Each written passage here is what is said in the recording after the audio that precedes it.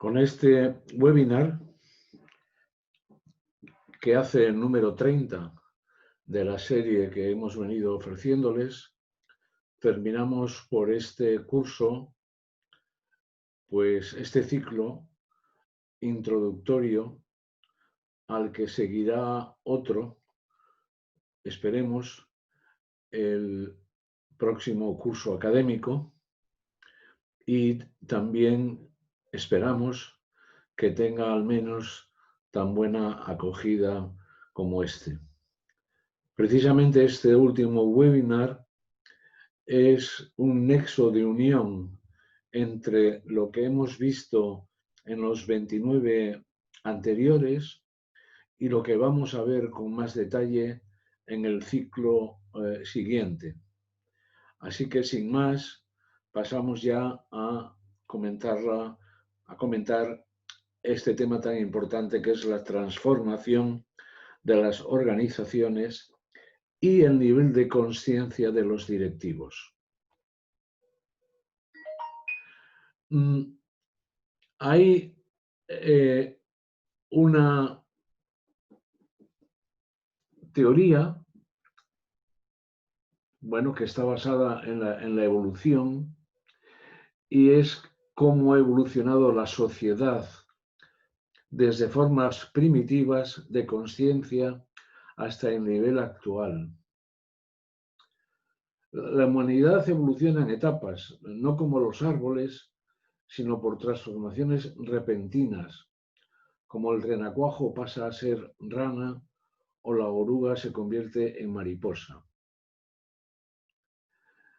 La cuestión es, ¿se ha detenido la evolución de la conciencia? No se ha detenido nunca. Al revés, cada vez esta evolución ha ido más deprisa. Si vemos este gráfico en color azul, vemos que durante muchísimos miles de años el gráfico prácticamente ha permanecido constante o con muy poca variación, y a partir de hace poco más de 100 años, ahora estamos en una etapa muy diferente.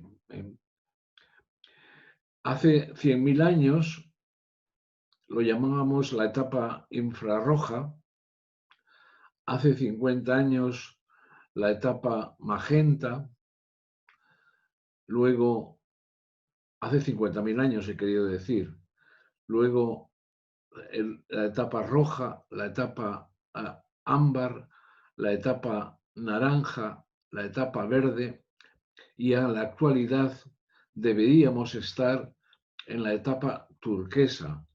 Cada uno de estas etapas supone siempre un cambio con respecto a la etapa anterior. Cambio en los sistemas organizativos, cambios en la sociedad y cambios también en la forma de dirigir las organizaciones. Y aquí traemos de nuevo a Peter Drucker, del que ya hemos hablado algunas veces en estos webinars, que dice, porque su pensamiento, aunque ya no está en este mundo, sigue siendo muy valioso, que el mayor peligro en tiempos de turbulencia no es la turbulencia, sino actuar con la lógica de ayer. Es decir, que las turbulencias son más o menos inevitables, son parte constituyente de nuestra propia vida, y lo que tenemos que hacer es no condenarlas, no enfrentarnos, porque sería inútil, sino actuar con una lógica nueva correspondiente a ese cambio turbulento que inevitablemente ha ocurrido en el pasado y seguirá ocurriendo en el futuro.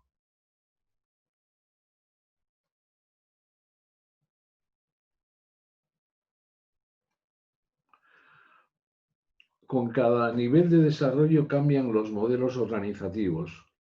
Acabamos de decirlo en la transparencia anterior. pero cada transición a una etapa nueva de consciencia trae una era completamente nueva de la historia humana, de la sociedad, de la forma de vivir, de organizarse, de la economía. Piensen que hasta hace apenas 8.000 años, en una vida de miles de millones de años, una vida animal sobre la Tierra, solo hace 8.000 o 9.000 años, nuestros antepasados descubrieron la agricultura y se convirtieron de nómadas en habitantes fijos, primero de clanes, luego de tribus, luego de poblaciones, hasta llegar a las grandes urbes de hoy en día. Y también cambian las estructuras del poder, porque cada vez el poder está más distribuido.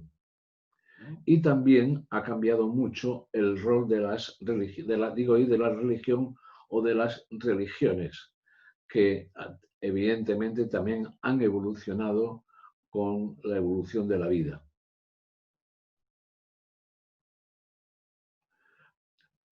¿A qué hemos prestado poca atención?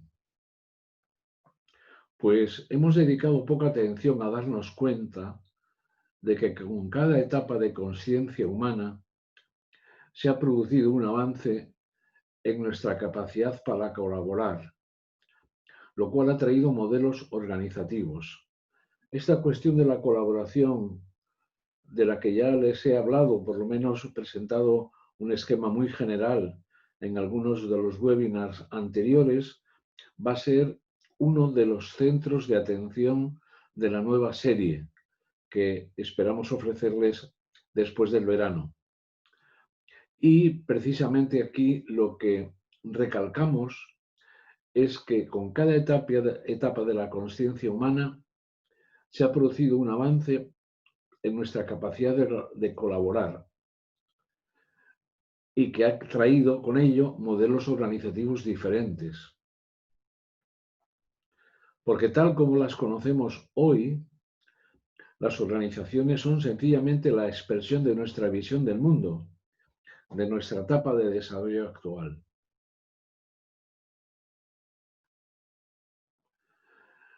Aquí tenemos un esquema en el que en el eje vertical aparecen los niveles de conciencia que vamos a desarrollar en las transparencias posteriores, y en el eje horizontal aparecen los años transcurridos: 100.000, 10.000, 1.000, 100, 10 y hoy. Si vamos a 100.000 años, nuestros antepasados eran cazadores recolectores y lo llamamos la época infrarroja. Perdón. A los 10.000 años ya están los viejos de la tribu como jefes y lo llamamos la época magenta. Luego de los viejos de la tribu pasamos a los jefes de tribu, pero hace 1.000 años, y lo llamamos la época roja. Luego, hace 100 años, llegamos a una etapa en la que funcionaba el principio de mando y control, o del palo y la zanahoria, y en otro orden de cosas, que la empresa solo cumplía o debía cumplir la función de crear valor para el accionista. Y esa la llamamos la etapa ámbar. Y luego está la etapa naranja y la verde, donde decimos que ya hay una perspectiva de stakeholders, de una perspectiva de agrupar, de incluir en los intereses de las organizaciones a los otros centros o a las otras relaciones de la empresa que importan ya tanto o más que los resultados. Y en la etapa actual que llamamos ámbar, hoy estamos hablando de la autogestión, del propósito evolutivo y de la integración de la totalidad. Este es un esquema que presenta un libro llamado Reinventar las organizaciones, que escribió hace algunos años un belga llamado Frédéric Laloux, que fue un socio de McKinsey y luego decidió investigar por su cuenta y dio lugar a este gran libro y las transparencias que les vamos a presentar, algunas de ellas al menos, están obtenidas de este libro que, publicado, como les digo, hace unos años, sigue teniendo hoy gran actualidad. Y también tiene gran actualidad un buen amigo mío, Nick Petrie, que trabajaba en el Centro para el Liderazgo Creativo y ahora también está establecido por su cuenta en el sur de Estados Unidos, y dice que no hay nada intrínsecamente mejor por estar en un nivel de desarrollo más elevado. Lo mismo que un adolescente no es mejor que un bebé. Sin embargo, el hecho es que un adolescente puede hacer más cosas porque puede pensar de forma más sofisticada. Cualquier nivel de desarrollo es adecuado. La cuestión es si es suficiente para la tarea que tenemos que realizar. Esto es una frase de mi amigo Nick Petrie, que yo les presento a ustedes, porque lo que viene a decir es que si nuestro nivel de desarrollo personal como individuos no está a la altura del nivel de desarrollo evolutivo, social y de las organizaciones, no vamos a poder ser directivos, no vamos a poder ser líderes, no vamos a poder dirigir o gestionar organizaciones. Por lo tanto, la idea clave es el nivel de conciencia de los directivos, de los líderes, de los ejecutivos, tiene que ser al menos de igual nivel que el que han alcanzado las organizaciones. Si no, no es posible dirigirlas. Vamos a ver ahora las características de las organizaciones tal como las hemos presentado. Primero, las rojas, que eran las que estaban en el cuadro que han visto en la parte más baja, las que se formaron hace más de 100.000 años. Las características es que el jefe ejerce el poder continuamente para mantener la disciplina de las tropas. Y el pegamento de la organización, lo que las mantiene unidas, o la mantiene unida, es el miedo. Son muy reactivas, es decir, que reaccionan a lo que ocurre en el entorno, se focalizan en el corto plazo, prosperan en el caos. Y el estilo de liderazgo es un estilo depredador. El líder quiere quedarse con todo para él. Y los ejemplos son las mafias, las bandas callejeras, las milicias, aunque también tiene algunos avances importantes porque consigue o empieza a conseguir la división del trabajo y empieza a establecerse una autoridad en las organizaciones de mando y de control. A continuación nos encontramos con las organizaciones ámbar, que son conformistas. Sus características son que tienen roles muy formales, son organizaciones muy piramidales, hay un mando y control de arriba abajo, en el qué hacer y en el cómo hacerlo. Por encima de todo se valora la estabilidad y el futuro siempre es una repetición del pasado.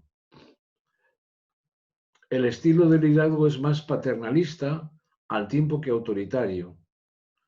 Por ejemplo, las iglesias, los ejércitos y muchas administraciones. Sin embargo, también se consiguen avances importantes. Hay roles formales, hay una jerarquía, hay procesos que se han establecido y ya empiezan a entreverse perspectivas a largo plazo.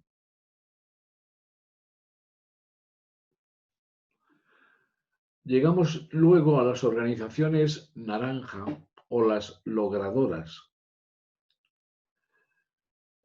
Entre sus características tienen la meta, que es ganar a los competidores, obtener beneficios y crecimiento.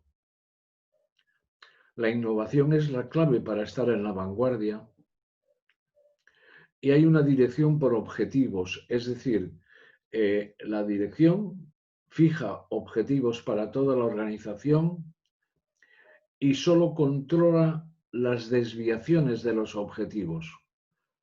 Y esta dirección por objetivos incluyen el qué, aunque hay libertad para el cómo.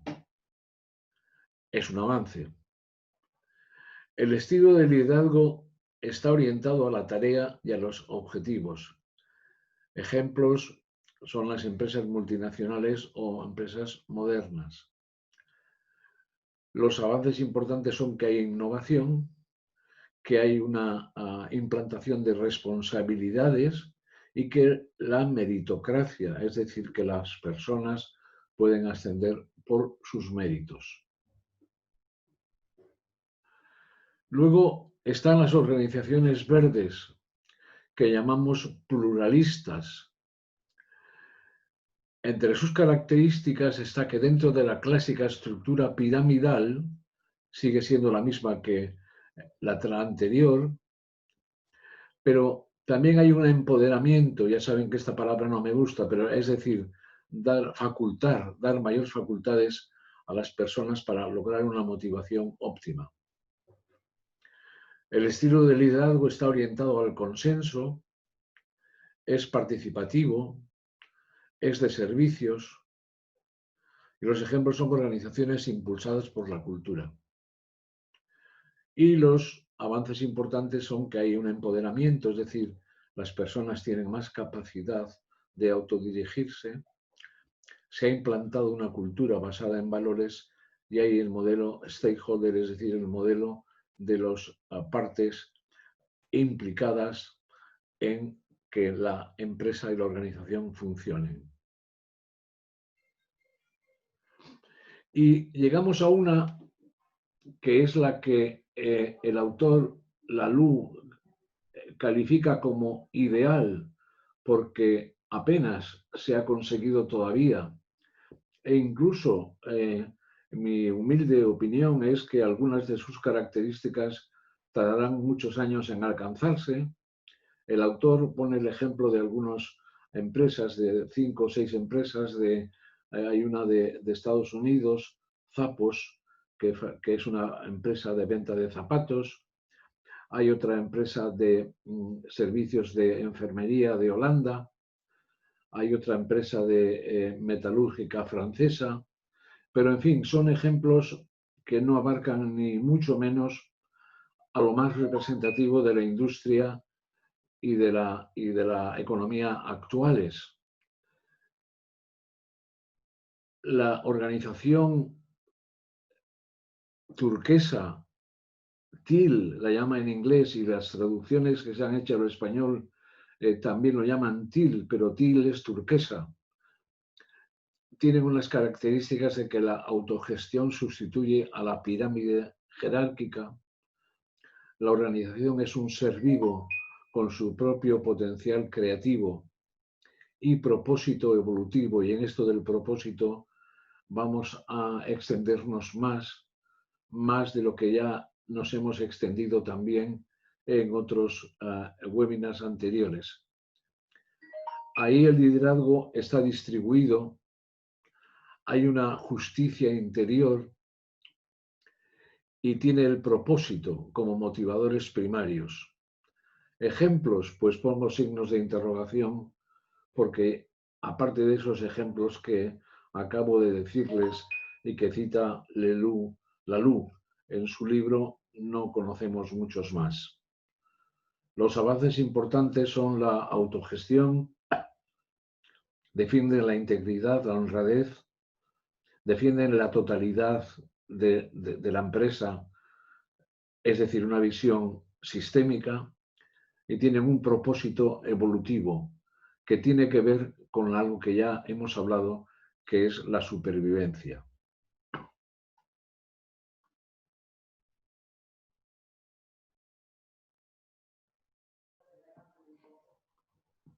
Presentamos ahora en esa transparencia el desarrollo como una serie de desidentificaciones, es decir, de aquello de lo que hemos prescindido o hemos superado, porque estamos en otra etapa en la que nos interesan, nos atraen y nos dan más satisfacción otras cuestiones, y también de las varas de medir.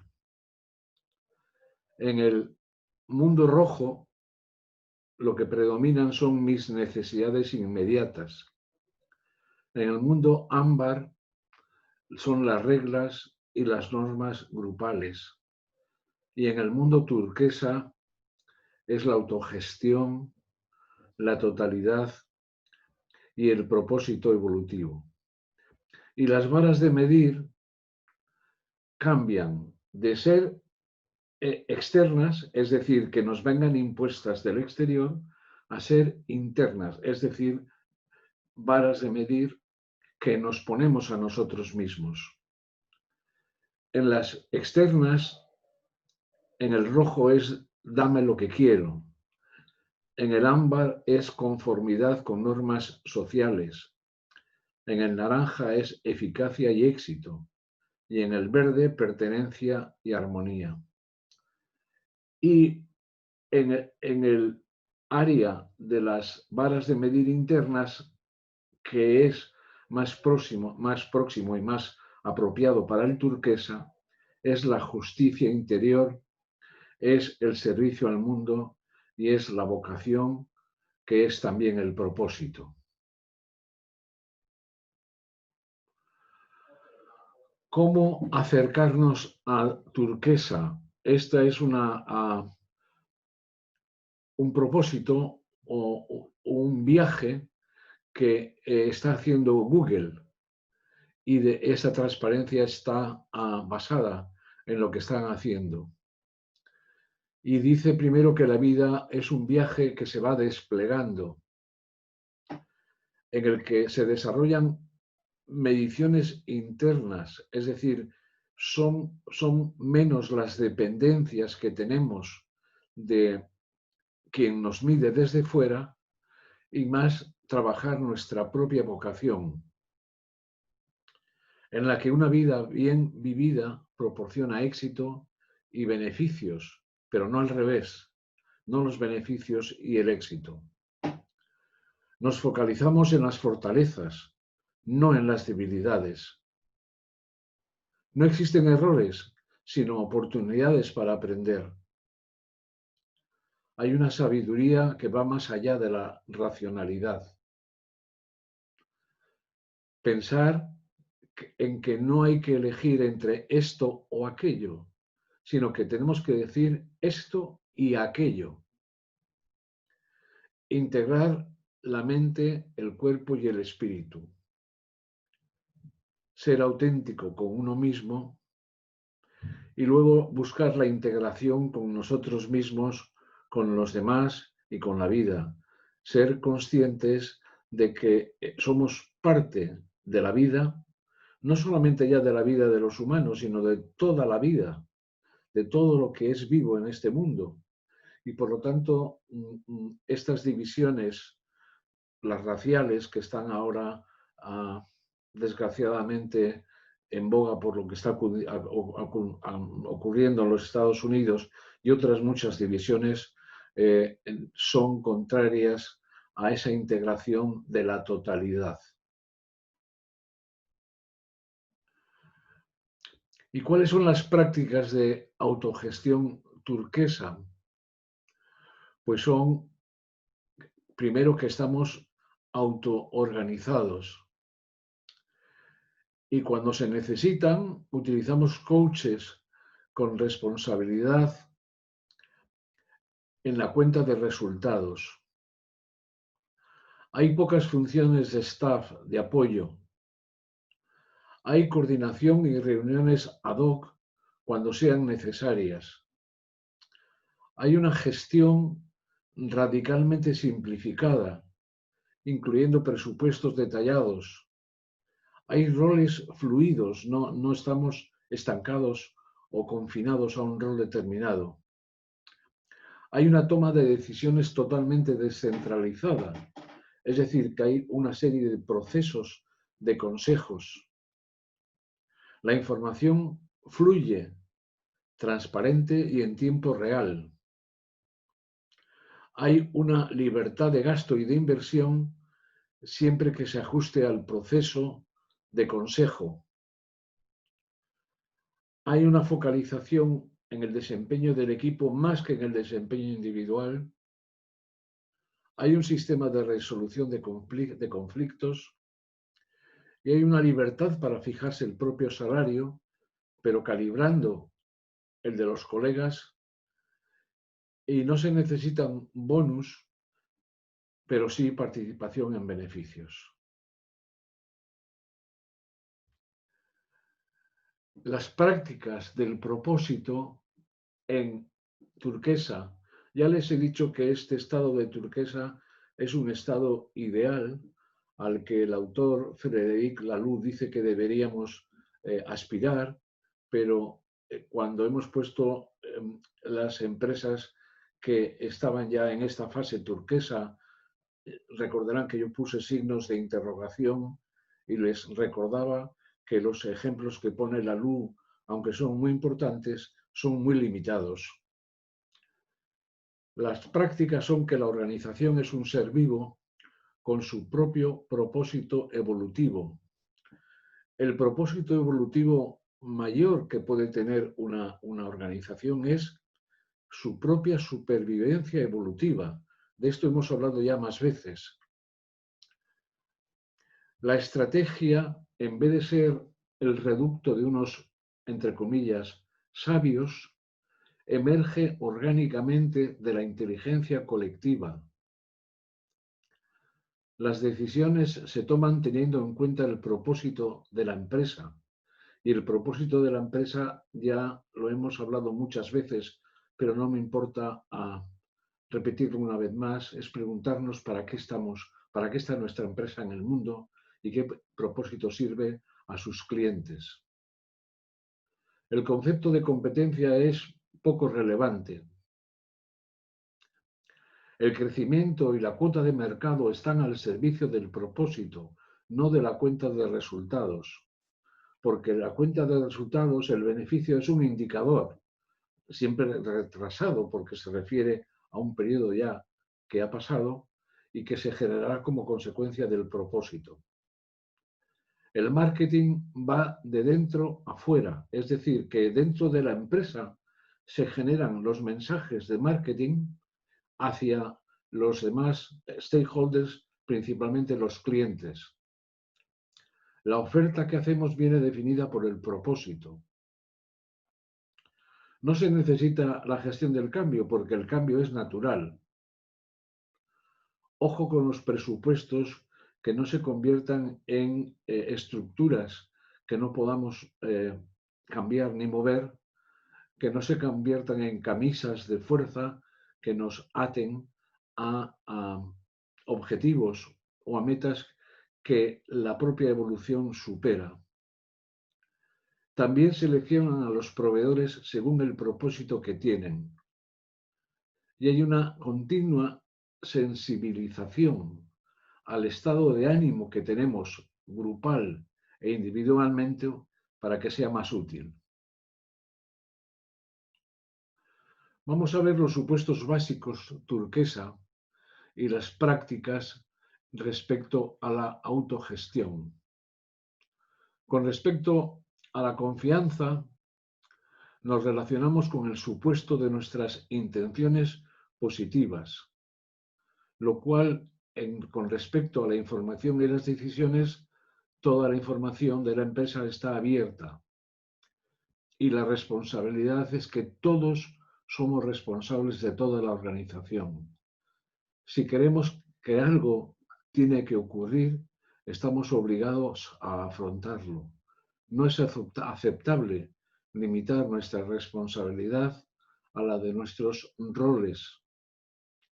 Volviendo a la confianza, hasta que se demuestre lo contrario, es la forma de implicación y de relación por defecto, lo cual, en cuanto a información y decisiones, significa que todos tenemos la capacidad de manejar información sensible y difícil. Y con respecto a la responsabilidad, todos debemos sentirnos cómodos cuando pedimos responsabilidades a otros por los compromisos adquiridos, utilizando el feedback y la confrontación respetuosa. Finalmente, en la confianza, la libertad y la responsabilidad son las dos caras de la misma moneda. Y en cuanto a la información y decisiones, el feedback del que ya hemos hablado, cómo se puede hacer a través de preguntas, sin que sea agresivo o falto de respeto, y la confrontación respetuosa son dones que compartimos para ayudarnos a crecer unos a otros. Creemos en la fuerza de la inteligencia colectiva. Nadie es tan inteligente como todos, y por eso nuestras decisiones se toman con el proceso de consejo. Con respecto a la totalidad, está la columna de la igualdad y la columna de un trabajo que es seguro y nos cuida. Con respecto a la igualdad, en lo fundamental todos tenemos el mismo valor. En cuanto al seguro y al cuidado que nos proporciona el trabajo, podemos afrontar cualquier situación desde el miedo o la separación o desde el amor y la proximidad, y elegimos esto último. En el trabajo nos encontramos cómodos utilizando el lenguaje del amor, atención, servicio, propósito y espíritu. También con respecto a la igualdad, al mismo tiempo nuestra comunidad será muy rica si permite que la aportación de cada miembro contribuya en su manera concreta, específica, según su formación, experiencia, intereses, habilidades, caracteres, puntos de vista, etc. Y reconocemos los estados de ánimo: amor, cuidado, reconocimiento, gratitud, curiosidad, diversión, juego. Y nos esforzamos para crear un entorno seguro, emocional y espiritualmente, en el que todos podemos comportarnos con autenticidad. Y con respecto a la totalidad, es decir, a entender que nuestra vida y nuestro trabajo forman un todo y que formamos un todo con todos los demás, con respecto a superar la superación, pretendemos que nuestra empresa atienda todo lo que somos: lo cognitivo, lo emocional, lo físico, lo espiritual, lo racional y lo intuitivo, lo femenino y lo masculino. Y eso nos lleva a un aprendizaje en el que todo problema es una invitación para aprender y crecer. Siempre estaremos aprendiendo, no llegaremos nunca. Y en el trabajo nos encontramos cómodos utilizando el lenguaje del amor, atención, espíritu, servicio, propósito. Reconocemos que todos estamos profundamente interconectados, que somos parte de un todo más grande que incluye la naturaleza y todas las formas de vida. A esto ya me he referido también anteriormente. Cuando ponemos todo tanto en juego, el fracaso es siempre una posibilidad. Hablamos abiertamente de nuestros fracasos y aprendemos de ellos. Es inaceptable ocultar nuestros fallos y no aprender de ellos. Y nos esforzamos para crear un entorno seguro, emocional y espiritualmente, en el que todos podemos comportarnos con autenticidad. Los supuestos básicos con respecto a la totalidad, continuamos, y ahora hablamos de las relaciones y conflictos, sabiendo primero que es imposible cambiar a otras personas. Solo podemos cambiarnos a nosotros mismos. Es algo así como si cuando estemos delante de otra persona le dijéramos: yo no sé si tú puedes cambiar, pero yo sí sé que puedo cambiar. Por lo tanto, voy a cambiar yo. Podemos asumir la propiedad y la responsabilidad de nuestros pensamientos, creencias, palabras y actos. No difundimos rumores ni hablamos de alguien a su espalda. Resolvemos nuestros problemas personales uno a uno, sin implicar a terceras personas. No culpamos, no culpabilizamos a otros de los problemas. Y cuando sentimos ganas de culpabilizar, lo aceptamos como una invitación a reflexionar sobre cómo podemos ser parte del problema y también parte de la solución.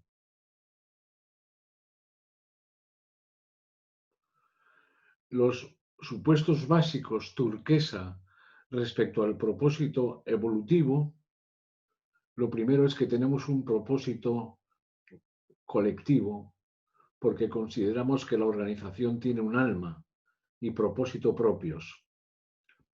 Luego hay un propósito individual que tenemos el deber con nosotros mismos y con la organización de indagar nuestra vocación, nuestros intereses y comprobar cómo resuenan con los propósitos de la organización. Y imbuimos nuestros roles con nuestras almas, no con nuestros egos.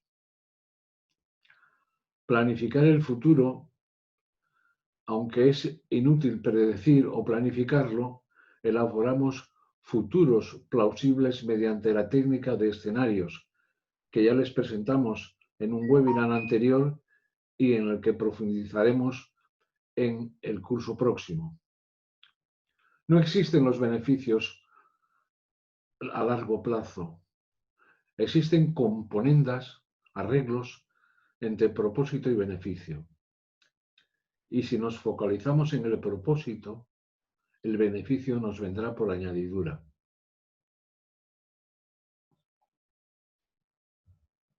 Todo lo anterior requiere que nuestro desarrollo mental avance y avance hacia la complejidad. Y el esquema que les presentamos aquí es: en el eje horizontal está el tiempo y en el eje vertical está la complejidad. Y la primera etapa de los humanos es la mente socializada. Somos jugadores de equipos, somos seguidores fieles, nos alineamos con los demás, necesitamos dirección y somos fiables. Se puede confiar en nosotros. Otra etapa es la mente autodirigida, que diseña su propia agenda. Es un líder que aprende a liderar. Tiene su propia brújula, un compás interior. Es independiente y resuelve problemas. Y luego está la mente autotransformadora. Es un meta-líder, es decir, que meta-líder significa que piensa sobre cómo ser líder. Es un líder que lidera para aprender. Es capaz de trabajar con contradicciones y diferentes marcos de referencia. Descubre problemas y también descubre que es interdependiente con los demás. Vamos a ver la descripción más detallada de las tres mesetas, porque la idea es que la evolución, el cambio en la complejidad se hace por mesetas.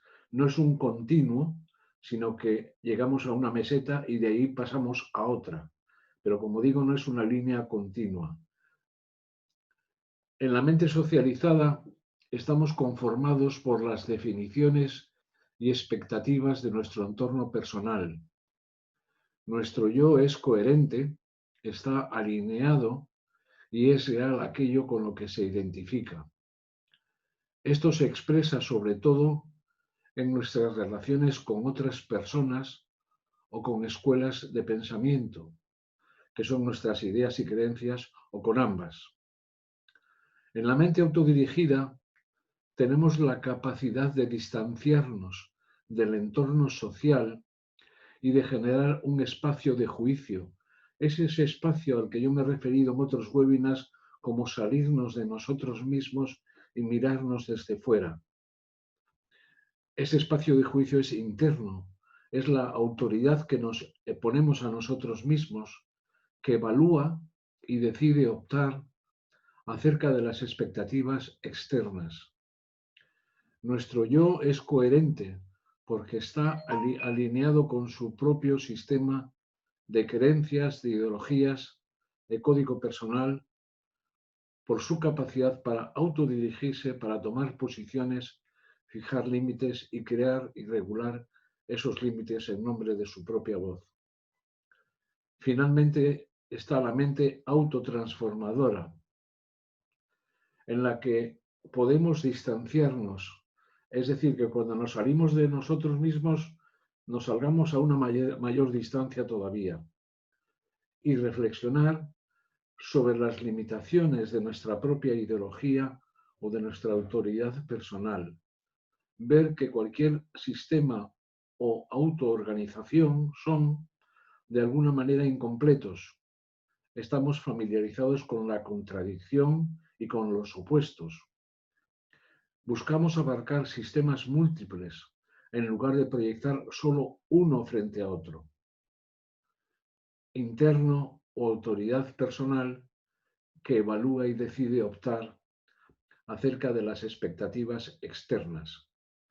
Nuestro yo es coherente por su capacidad de no confundir la consistencia interna con lo total o completo y por estar alineado con lo dialéctico, es decir, con la afirmación y la contradicción, la síntesis y nueva afirmación y nueva contradicción, en lugar de solamente en dos polos.